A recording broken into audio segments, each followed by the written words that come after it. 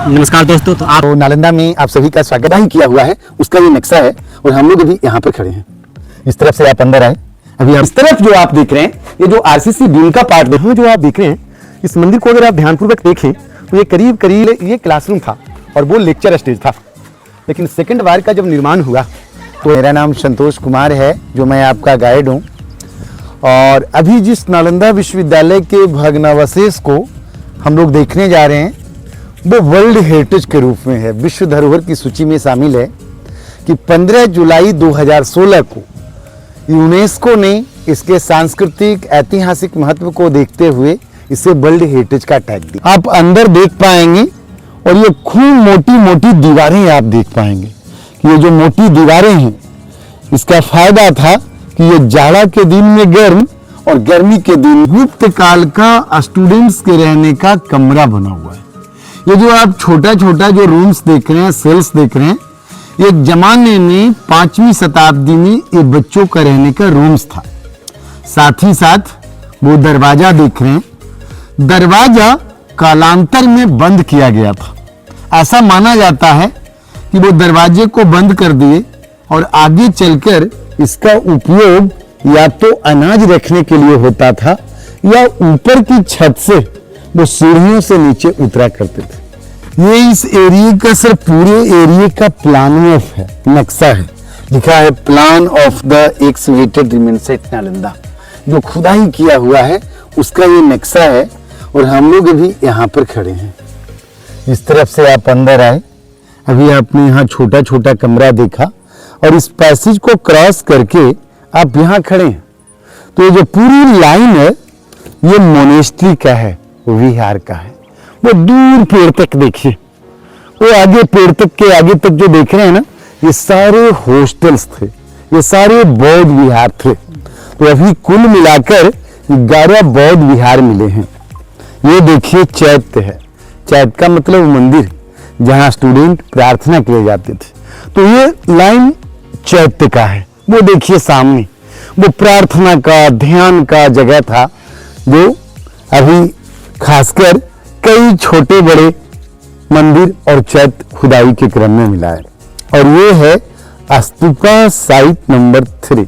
ये जो बड़ा सा आप स्ट्रक्चर दिख रहा है, जब कभी आप नालंदा को इंटरनेट पर सर्च करें, आप बच्चों की किताबों में देखें, हमेशा इसका फोटो नजर आएगा। तो ये मेन स्तूपा है जिसे सारिपुत्र का भी स्तूप कहा जाता है। एएसआई में लिखा है site of temple number 3 before excavation. ये जो बड़ा सा जो स्तूपा है टेम्पल नंबर 3 जो सामने आप देख रहे हैं, ये खुदाई से पहले ऐसा मिट्टी से ढका हुआ था कि एग्जैक्टली ये पूरा मिट्टी का ढेर था। और ये जो कमरा है जो ऑलमोस्ट 1200-1300 वर्ष पुराना है, करीब 6वीं से 7वीं शताब्दी के बीच का है जी सर।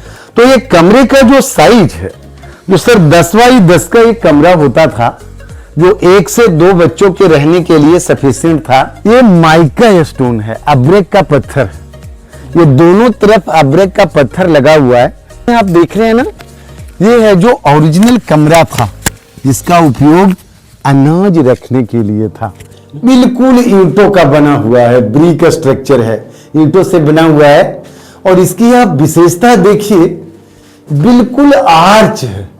सिविल इंजीनियरिंग में इसे कहते हैं इंटरलॉक सिस्टम। हर हॉस्टल में एक कुआं होता था।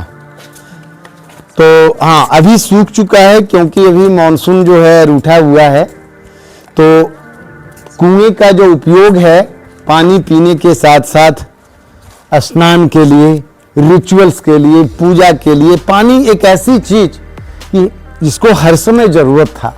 तो प्रत्येक हॉस्टल के आंगन में ही एक से कुआं होता था।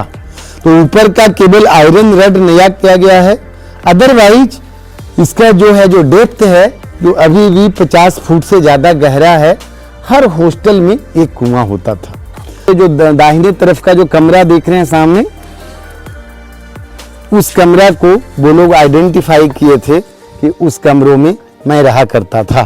तो ये भूटान का जो प्रिंसेस हैं, उनका जो ग्रैंड सन, उनसे जुड़ा हुआ स्टोरी था कि पूर्व जन्म की कथाओं में भी अब हम लोग सारिपुत्र स्तूप के सामने खड़े हैं। जब कभी आप नालंदा को इतिहास की किताबों में सर्च करते हैं तो हमेशा इसी का फोटो आपको नजर आता है। डिपार्टमेंट ने इसे मंदिर संख्या 3 भी नाम दिया है। तो अभी जो वर्तमान स्तूप देख रहे हैं ये सबसे भव्य स्ट्रक्चर है जिसका निर्माण क्रमशः 7 बार में हुआ है। इसके चारों कॉर्नर पर मंदिर हुआ करता था। ये जो टावरनुमा स्ट्रक्चर देख रहे हैं ना, वो बौद्ध मंदिर था जहां भगवान बुद्ध की और बोधिसत्व की प्रतिमाएं नजर आ रही है। साथ ही साथ आप यहाँ गोल गोल स्ट्रक्चर देख रहे हैं। तो ये छोटे बड़े मनौती स्तूप हैं, साथ ही साथ छोटा छोटा टेम्पल भी है। तो आइए थोड़ा और आगे बढ़कर हम लोग प्राचीन स्टैचू को देखते हैं। तो इस तरह से नालंदा का सबसे जो भव्य स्ट्रक्चर था वो ये सारिपुत्रिका स्तूप था। कि आप देख रहे हैं कुछ स्टैचू आपको नजर आ रहा है, वो प्राचीन स्टैचू सामने है। लेकिन ये सीढ़ियां जो आप देख रहे हैं ना, ये बाद का कंस्ट्रक्शन है। ये जो स्तूप है, ये जो टेम्पल नंबर 3 है, जो क्रमशः 7 बार में बना है। ये 7 बार का निर्माण है। इसके 3 ओरिजिनल पार्ट अभी अंदर जमीन में दबा हुआ है।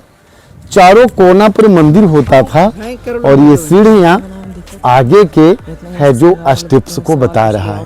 5वीं, 6ठी, 7वीं, 9वीं स्तूप है उन महान टीचर्स, महान स्कॉलर्स की याद में जिसने अपने लाइफ को ज्ञान को सीखने और बांटने में लगा दिया। और इधर देखें, एक नजर अगर आप इधर भी देख रहे हैं, ये सारा भी छोटे छोटे मनौती स्तूप हैं।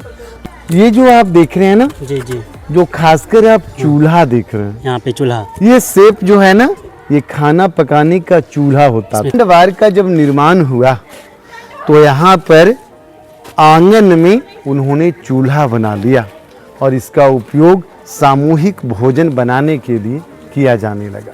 ये एक सामूहिक श्राइन था, ये भी एक मंदिर था। तो इस तरह से ये पूरा का पूरा ये जो लाइन है ना, ये मंदिरों की लाइन थी और ये पूरा का पूरा हॉस्टल्स की लाइन थी। और साथ ही साथ ये बड़ा सा स्तूपा देख रहे हैं जो सारिपुत्रिका स्तूप है। और यहाँ जो खुदाई में जो चीज़ें मिली, क्योंकि नालंदा का जब खनन का कार्य हुआ तो बहुत सारा स्टैचू मिलना शुरू हुआ, आयरन ऑब्जेक्ट्स मिलना शुरू हुआ, ब्रॉन्ज स्टैचू मिलना शुरू हुआ। इसको यहाँ के म्यूजियम में रख दिया गया है।